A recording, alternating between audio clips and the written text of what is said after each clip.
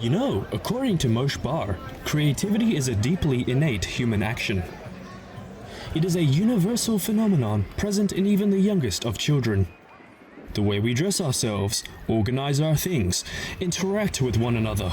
These are all creative behaviors, and the incredible thing is that we sometimes don't even realize it.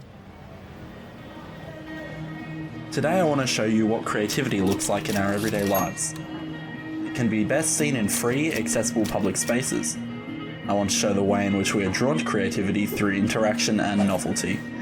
It's part of the human experience to connect with each other through art. Maybe at the end of this video, we can all take away a greater appreciation for creativity in our everyday lives. Our journey takes place in the creative heart of Western Australia. Everything from art to performances, murals and food can be found here. Even wandering around the marketplace at Henderson Street, you can see all manners of art and culture come alive.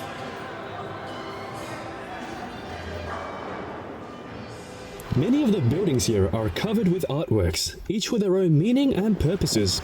Some are there to simply promote businesses, adding liveliness and character to these places of work, while some are displayed on the many roofs, walls and streets of Fremantle to give the place just a bit of visual flair.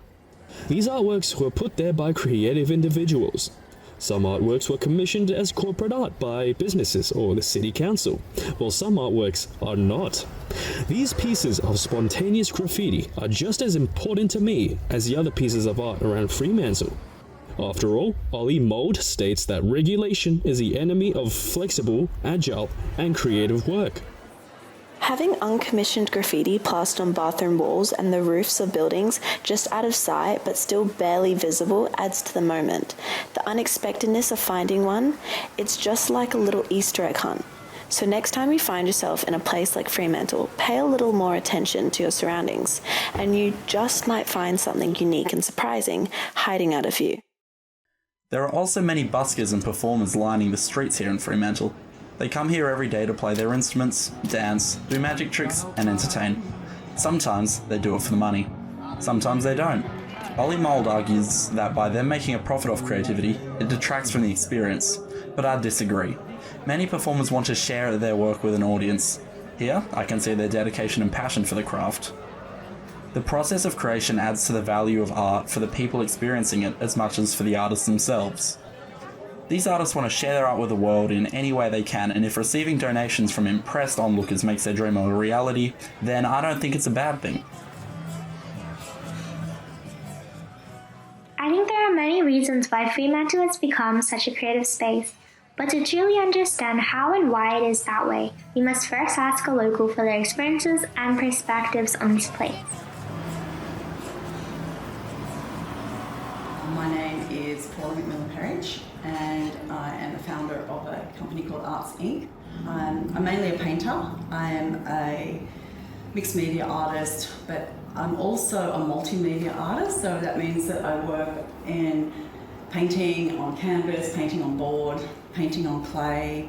I'm also a sculptor, a printmaker, so I work in multiple different mediums.